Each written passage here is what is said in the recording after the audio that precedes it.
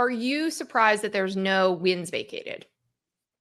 The vacating of wins it always felt hollow to me. Like we watch the games, we know what happened. And so like you can't really take it back.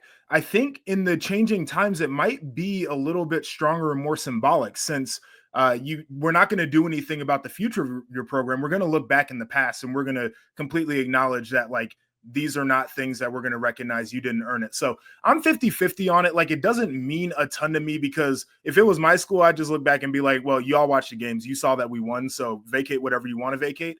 But I do think the symbolism of it feels a little bit stronger right now because of how they're punishing people.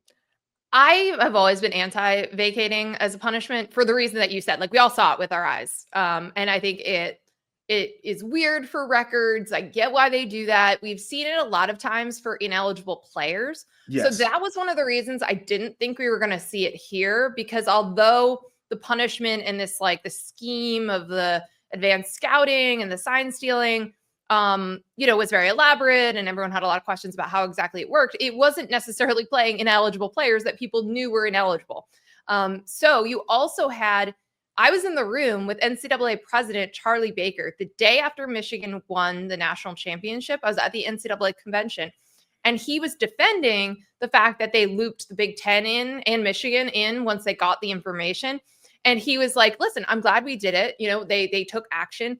And we all think that what we watched Michigan win a national championship fair and square, which is what he said. So to me, that also boxes you in. You can't go against the NCAA president saying like, no, they won it fair and square because they removed the person who was potentially doing something against the rules. So I think that would have been a hard sell as well to get rid of results that the NCAA president had kind of already said like that was fair. But again, I think fundamentally I'm against that as a penalty. And there's not great ones, right? Because of how slow this process moves. That's the biggest issue. So I don't know what else you could do that's like really significant outside of a postseason ban, which again, I think we all would have felt like was a little bit icky, especially if it's like, this analyst and his little network with a couple of people. He's an intern. He's got an athlete. He's got these people he's buying tickets for. I mean, there's probably so many players on that team that had no idea that anyone was using information that was obtained this way.